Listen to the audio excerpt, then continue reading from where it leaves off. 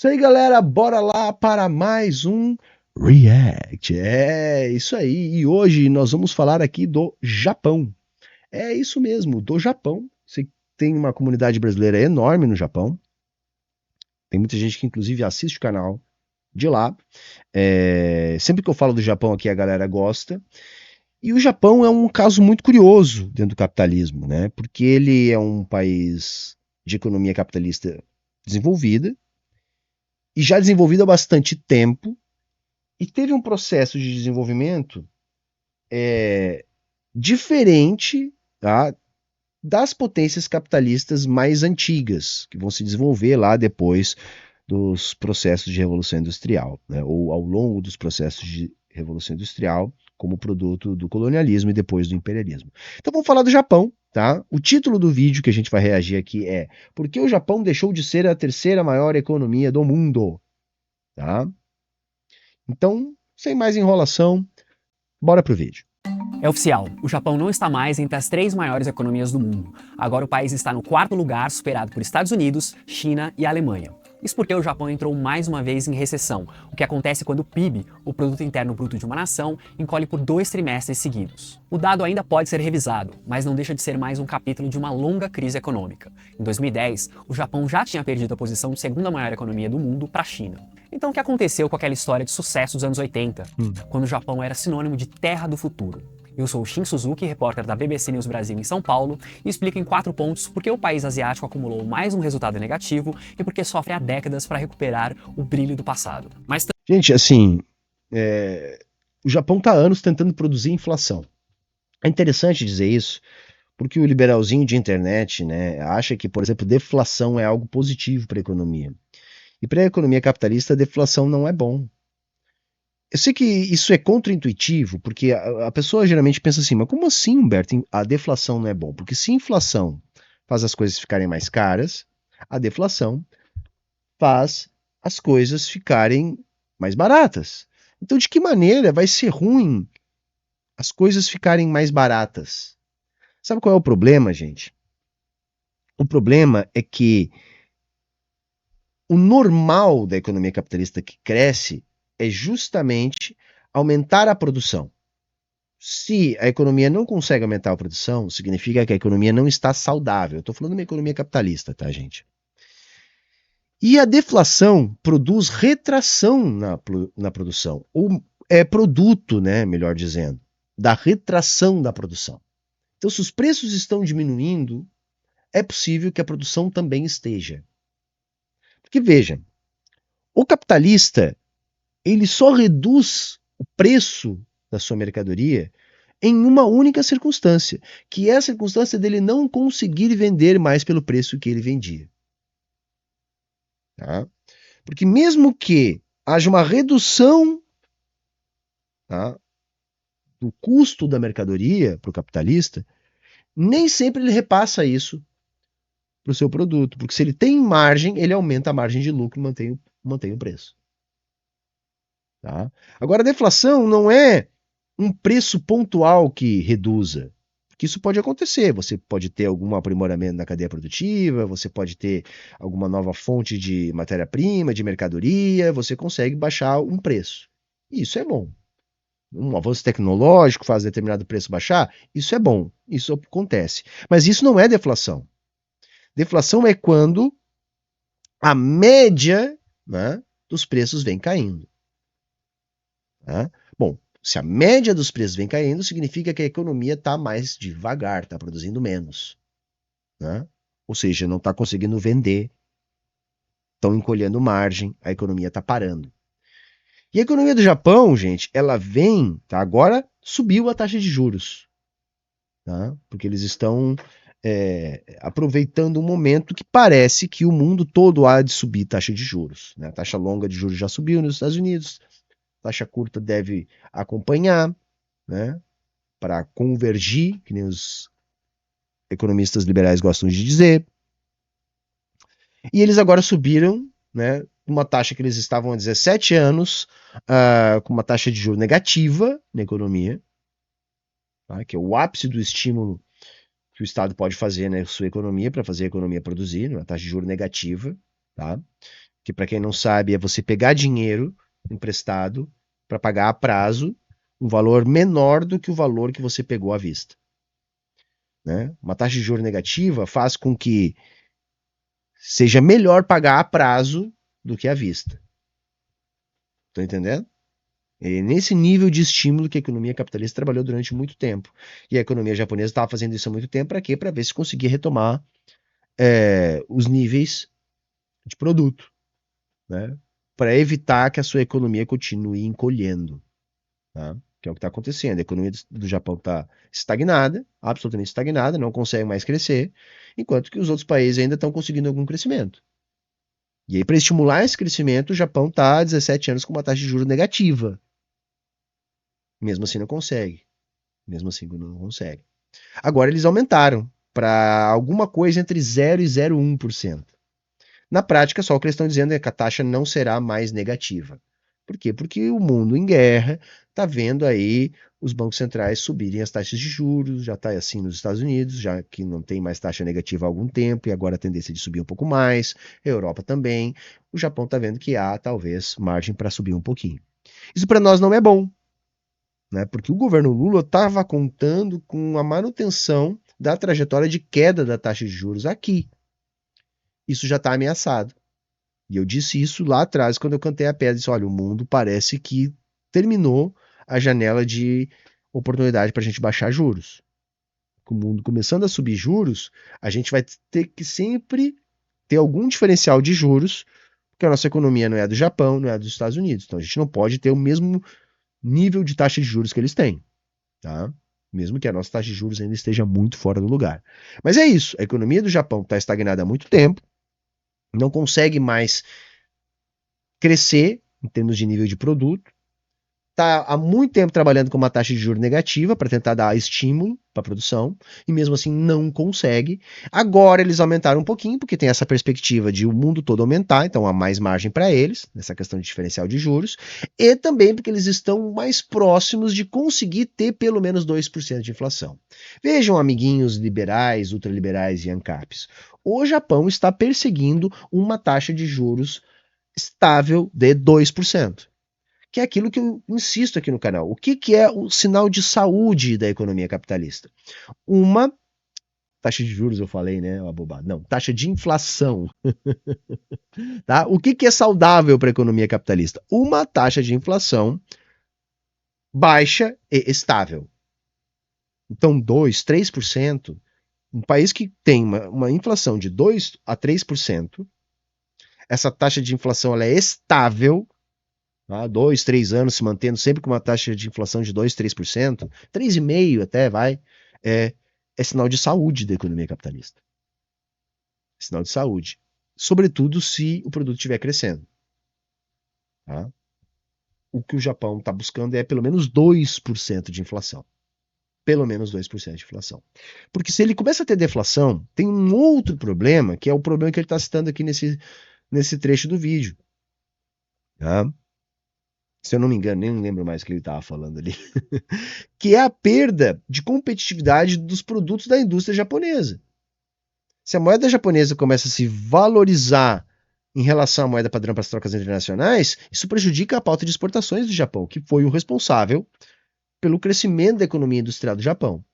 Tá? Que começa lá nos anos 80, numa pegada de Guerra Fria, onde eles ganharam uma chancela de poder entrar num dos maiores mercados consumidores do mundo com alguns produtos, em troca de manter também a presença de outros no seu mercado. Estou falando do mercado dos Estados Unidos. Então, por exemplo, a indústria automobilística vai ter alguns momentos de imposição de barreiras, mas vai entrar sim nos Estados Unidos com muita força, vai se espalhar pelo mundo inteiro. Há uma chancela política dos Estados Unidos para que a indústria japonesa pudesse se expandir pelo mundo sem que o Japão sofresse uma intervenção política, um golpe de Estado, um embargo econômico, alguma ação imperialista. Então se deixou o Japão crescer, se financiou o crescimento do Japão, se abriu o mercado japonês dos Estados Unidos para os Estados Unidos e dos Estados Unidos para o Japão. E aí o Japão vai conseguir esse crescimento. Só que essa realidade já não existe mais. Isso chegou até um determinado ponto, onde, por exemplo, a indústria japonesa começou a esbarrar em alguns pontos com a indústria dos Estados Unidos, e então aumentou a concorrência dentro do mercado dos Estados Unidos. No mercado global, onde as empresas japonesas conseguiram se estabelecer, também chegou a concorrência da Coreia do Sul, da China. E o Japão, uma economia mais velha, né, altamente produtiva, tanto é que continua sendo uma das maiores potências econômicas do mundo, passou a ter dificuldade de continuar crescendo, porque perdeu mercados para a China, para a Coreia, e deixou de ter o arrego dos Estados Unidos que eles tiveram para crescer. Também vou destacar alguns pontos fortes dessa potência econômica. O Japão, claro, continua sendo um país rico e desenvolvido. É a nação com a maior expectativa de vida do mundo, suas cidades são limpas e tem baixos índices de criminalidade, e as necessidades básicas da população são bem atendidas. Mas o Japão deixou de figurar como aquele modelo econômico e cultural que ia dominar o mundo em pouco tempo. Até porque a população do Japão está encolhendo, né? Eu vi um dado que no último ano o Japão perdeu, estou tentando lembrar aqui, 700 mil habitantes. 700 mil habitantes. Isso também é um problema econômico, gente. Quando a população está crescendo, você tem uma população que consome cada vez maior. Então, a produção também vai ter que ser maior para atender essa demanda maior. Se a população começa a diminuir, você ainda tem um outro problema. Né? Você tem o problema, primeiro, do envelhecimento da população. Então, isso sobrecarrega a previdência. Né? Por quê? Não é uma questão de como financiar isso. O Japão, por exemplo, financia isso com emissão há décadas, não tem problema nenhum. Por isso que a proporção dívida PIB do Japão é, sei lá, 250%. Nenhum país no mundo tem essa relação de dívida PIB que nem tem a economia japonesa. Mas o problema é a parcela da população em idade produtiva começa a ficar cada vez menor. Entendem? Isso também prejudica a economia. Tá? Como Blade Runner propagavam isso no imaginário popular. A década de 1990, que hoje é conhecida como a década perdida no contexto econômico japonês, foi o começo dessa derrocada. Naquela época, o iene, a moeda japonesa, vinha de uma escalada de valorização em relação ao dólar, algo que não é totalmente positivo, principalmente para setores como exportação, porque o preço dos produtos sobe para os consumidores de fora. O governo nipônico, como resposta, adotou na época medidas para estimular a economia interna e facilitar o empréstimo de dinheiro. Isso, segundo alguns economistas, levou o mercado de ações e os de imóveis no Japão a um forte aquecimento, e também a criação de uma bolha econômica. Num período de 6 anos... Na verdade, 90, 91, tá?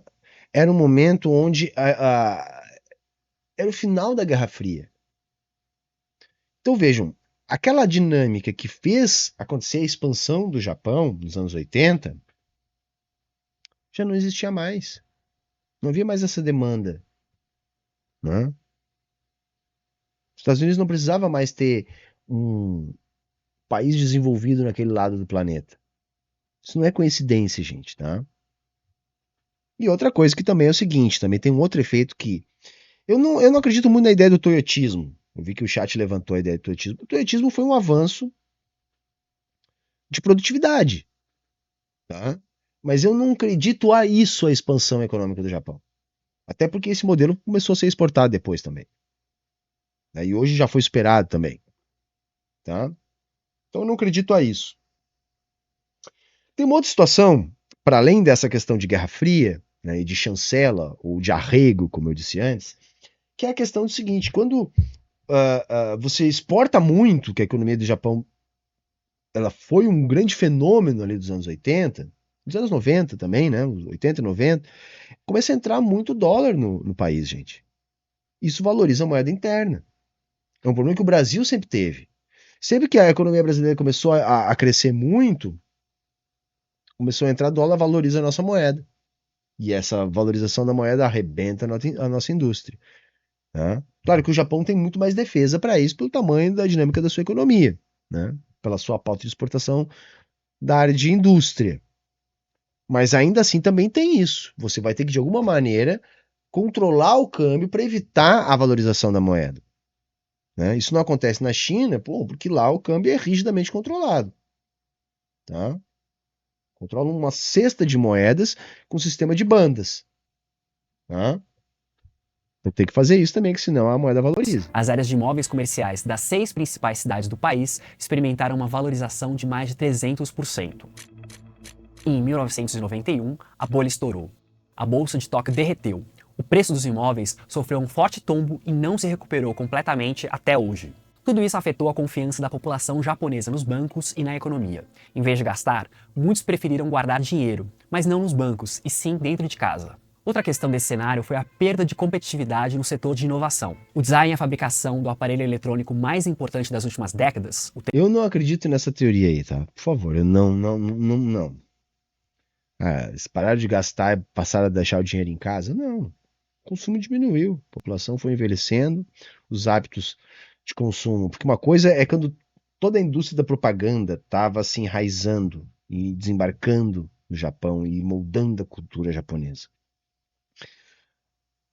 O japonês ele é super exposto à propaganda, pelo menos desde os anos 80. E o efeito da propaganda já não é mais o mesmo. Sabe, é como uma droga. No início, uma pequena dose já satisfaz, não é isso? Depois, o viciado já está tomando doses enormes e não sente mais quase nada. É a mesma coisa a propaganda, né? A propaganda já não consegue mais ter o mesmo efeito. A mesma coisa é a taxa de juros. A taxa de juros já não consegue ter o mesmo efeito. Outra coisa é o impulso econômico com o fiscal do governo, gastando. Chega um ponto que não tem mais efeito. A economia japonesa, tá? É aquilo que eu estava falando antes. É um perfeito exemplo de uma economia velha, sem ser a economia velha desenvolvida que capitania, que é hegemônica. Porque a hegemônica, ela consegue superar esse gargalo de ser uma economia capitalista velha com o imperialismo, com a máquina de guerra. E o Japão não está autorizado a isso. O Japão teve autorizado a se expandir num mundo que crescia rápido, aquele mundo dos anos 70 crescia rápido, nos anos 80 foi os últimos respiros do mundo que crescia rápido, e era Guerra Fria, os Estados Unidos deixou. Nos anos 90 isso já não era mais verdade, o crescimento já começou a frear, tá? E os Estados Unidos resolveram esse problema com guerra, com imperialismo, com golpe de Estado, com intervenção econômica, controlando a FMI, controlando o ONU, controlando a OTAN. Nada disso o Japão pode. Então o Japão, que foi sim uma grande potência imperialista lá atrás, né, exerceu muito imperialismo, mas não o imperialismo capitalista. O imperialismo capitalista do Japão, de exportação de capitais, tá, é integrado a potência imperialista hegemônica. E na minha interpretação não há imperialismos. Quando se fala em exportação de capital, você está falando da potência dominante, que usa disso como pressão imperialista. Tá? É uma discussão bacana também, tem gente que tem outra perspectiva. A minha é essa. Tá? Por isso que eu acho que, por exemplo, a China não pratica imperialismo. Nem, enfim, imperialismo pelo menos não nesse sentido de exportação de capitais. Mas, enfim, o Japão sem poder fazer isso, como é que ele vai fazer para continuar mantendo o consumo crescendo, né? Ele não consegue mais ter o mercado que ele tinha para crescer, porque além de não ter mais a mesma chancela dos Estados Unidos, agora tem concorrência, tem Coreia do Sul, tem China. E do outro lado, ele não pode ser imperialista e sair por aí fazendo guerra. Né? Só quem pode fazer isso é os Estados Unidos, ou a quem os Estados Unidos autoriza para fazer alguma guerra para eles, como no caso da Ucrânia, como no caso de Israel. Então sobrou para o Japão os mecanismos de estímulo econômico financeiros, né? Que é o gasto do governo, que é a taxa de juros, né? Que o Japão está aí há 20 anos com juro negativo e um impulso fiscal que faz hoje do Japão ter a maior dívida pública do planeta. E aí é o drogado, a economia capitalista cresce com base nisso. Tá, mas agora, o que tu vai dar para mim a mais do que isso? Porque isso aqui, tá, eu já cresci bastante, mas agora eu cheguei no meu teto. E sabe o que é pior? O Japão não pode nem tirar agora essas políticas. O Japão não pode agora tirar o impulso fiscal. O Japão não pode agora meter uma taxa de juros maior. Agora é daí para cima. E como é que você faz isso? Ainda mais com uma população que está encolhendo. Telefone celular são dominadas hoje por empresas americanas, chinesas ou sul-coreanas, e não japonesas. primeiro-ministro japonês Fumio Kishida também prometeu investimentos para criar uma cultura de estímulo a empresas startup, algo que não é associado ao país atualmente. Vários países estão preocupados com o envelhecimento e a queda da natalidade da população, inclusive o Brasil. Antes dele falar, ele só respondeu no chat. Sim, o sistema dólar é o que responde aquela ideia de eu dizer que não existem imperialismos. Porque por mais que os países exportem capital, enquanto a moeda padrão para troca internacional for o dólar, tá? Quem de fato domina esse canal de dominação política, né? É o dólar. É o país que emite dólar, tá? É isso. Mas no Japão, esse problema já é considerado uma crise nacional. Dados de 2023 mostram que pela primeira vez na história, 1 em cada 10 japoneses tem mais de 80 anos. É a taxa mais alta do mundo. E 1/3 dos 125 milhões de japoneses já está com 65 anos ou mais. Enquanto isso, o ano de 2021 registrou apenas 811 mil nascimentos, o nível mais baixo em mais de 120 anos no país. A elevada expectativa de vida, somada a uma... Isso aí a gente já conversou, né? A galera não quer mais ter filho por motivos de capitalismo, tá? É isso. Tá? É motivo de capitalismo, né? É o capitalismo que está fazendo. Que uma coisa é as pessoas que não podem ter filhos, outra coisa são as pessoas que optam por não ter filhos, né? E eu acho que a influência do capitalismo nisso é muito grande. Uma baixa taxa de natalidade resulta em uma bomba relógio demográfica. Uma força de trabalho cada vez menor vai ter que sustentar uma população idosa cada vez maior. Além do aumento dos custos com a previdência social, Hiroko Constantini, especialista em gerontologia, diz que o envelhecimento da população também contribuiu para essa fase de estagnação econômica. Em entrevista ao serviço em espanhol da BBC, ela diz que para atacar essa questão, abre aspas, as soluções futuras podem exigir consideráveis reduções de benefícios e reformas das pensões, incluindo o aumento da idade de aposentadoria para 70 anos. Países como a Austrália... É aquilo que eu digo sempre, o capitalismo não tem o que fazer com os velhos. Então a solução dos capitalistas é ferrar com os nossos idosos, né? Os idosos vão ser sempre os que vão se ferrar. Austrália e Canadá optaram por incentivar a imigração como uma das saídas para esse problema. Mas historicamente, o Japão sempre teve uma grande resistência em adotar esse caminho em comparação com outros países. Há um forte desejo de preservar a homogeneidade étnica como forma de coesão nacional. O número de imigrantes, no entanto, vem aumentando nos últimos anos, com a chegada principalmente de imigrantes vietnamitas e filipinos, dois grupos que já superam os brasileiros no país. Ainda assim, os estrangeiros eram em 2020 apenas 2,2% da população, enquanto nos Estados Unidos, imigrantes representam 13,3% do total, na Alemanha 19% e chegam a 21% no Canadá. Além da resistência para incentivar a imigração, um dos motivos para o Japão não atrair tanto a mão de obra de fora está nos seus salários relativamente baixos. Em janeiro deste ano, o salário real dos trabalhadores no Japão caiu pelo 20º mês seguido. E os japoneses, como vem ocorrendo em outros lugares do mundo, também estão sofrendo com a alta do custo de vida, principalmente com comida e combustível. Yoshitaka Shindo, o ministro da Economia do Japão, diz que é preciso um forte crescimento salarial para estimular o consumo. No Japão, o consumo privado representa mais da metade da atividade econômica. Gente, se a economia está diminuindo, ou com pressão para diminuir, como é o caso da economia japonesa há tanto tempo, os salários vão diminuir. É isso. De onde é que vai vir esse estímulo? Porque o governo já está dando todo o estímulo que dá para dar, gente. Eles vão ter que começar a criar coisas assim, ó, de transferência direta. Eles vão ter que criar dinheiro e depositar diretamente na conta das pessoas para ver se as pessoas consomem mais. Porque o desespero da economia japonesa é esse. Como fazer haver mais consumo dentro do Japão. Tá? Como fazer haver mais consumo. Porque eles não podem sair por aí obrigando os outros países a comprar os produtos deles. E eles já têm grandes fatias do mercado internacional, porque a gente está falando de uma economia grande. E vamos lembrar o seguinte, o PIB, gente, para ele crescer, imagina, é aquela coisa, você já tem um PIB enorme, e PIB é fluxo, tá? O PIB não é uma coisa assim que, tá, você construiu uma vez e tá ali. Não, é uma produção corrente. Tá? Uma produção corrente. Então, se o PIB está estável, mas ainda estagnado, significa que a produção corrente do Japão ela é mais ou menos a mesma. É a mesma e grande, muito grande. Então, eles exportam pra caramba. Tá? Tem uma indústria altamente pujante, exporta pra caramba. Só que é do mesmo tamanho há muito tempo. E está cada vez mais difícil de se manter no mesmo tamanho. Até que, mais uma vez, está em recessão. O que significa que faz 2 trimestres que esse fluxo não se mantém nem no mesmo nível, ele está diminuindo. No último período, esse índice caiu, enquanto a previsão era de crescimento. Curiosamente, já faz algum tempo que o Japão vem lutando contra a inflação zero e a deflação, ou seja, a diminuição de preços, porque isso é associado a um estado de estagnação da economia japonesa. Mas analistas afirmam que o ideal é que, nesse contexto, a elevação de preços ocorra por causa de salários mais altos ou consumo mais forte, o que não é o caso. Um dos motivos para a saída do Japão do pódio das economias mais fortes do mundo está na desvalorização do iene. A moeda japonesa perdeu 9% do seu valor em relação ao dólar no ano passado, e isso afetou o índice do PIB nominal japonês. Em 2016, o Banco do Japão... Isso é bom para eles, tá? Isso aí é bom. Tá? Porque em momento nenhum aqui eu disse que ser a segunda ou terceira maior economia do mundo é bom. Tá? É bom, mas é relativo, entendeu? É relativo. Né?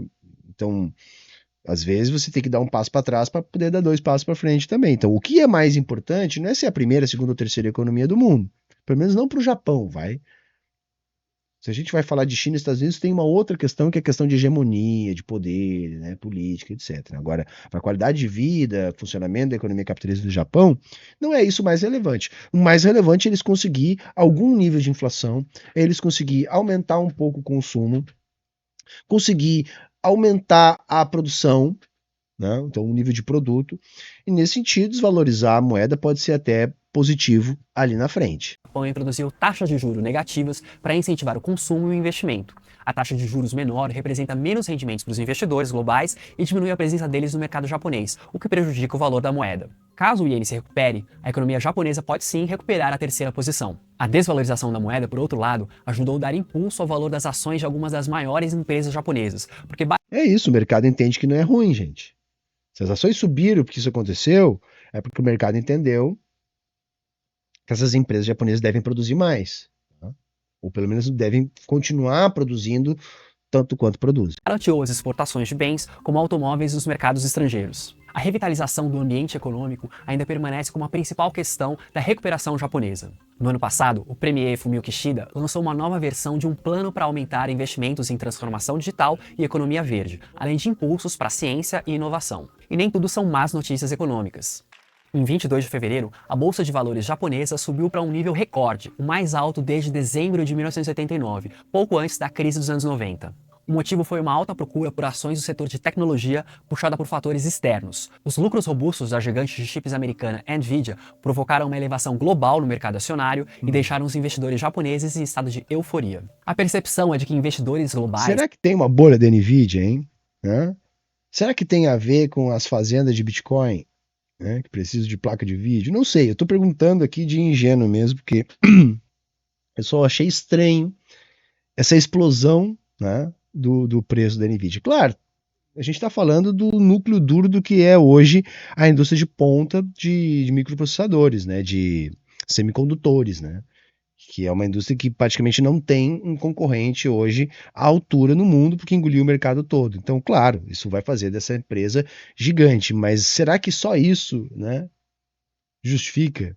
Eu acho que sim. Pensando friamente, que acho que sim, né? Acho que é muito mais provável do que tem alguma influência do Bitcoin. Estão retornando ao Japão graças a bons resultados das empresas japonesas, apesar da recessão. E a agência econômica Bloomberg destaca que o país também está abrindo fábricas de semicondutores avançados, atraindo um grande número de turistas e mantém seu mercado de trabalho muito aquecido. Mas os desafios da economia do Japão seguem grandes para os próximos anos, com questões estruturais ainda longe de serem resolvidas. Aí, ó, o chat deu uma dica que eu acho que pode ter mais a ver também, a questão do desenvolvimento da inteligência artificial. Acho que pode ser.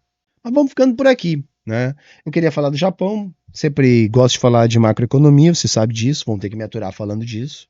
E espero que me aturem, por favor, não me abandonem. Porque alguém tem que falar disso aqui no YouTube, né? Senão fica só esse chorume liberal por aí.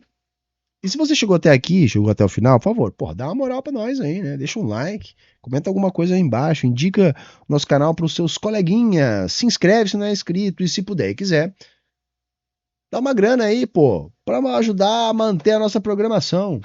Todas as formas vocês encontram aqui no comentário fixado. Valeu, tchau, tchau e até a próxima!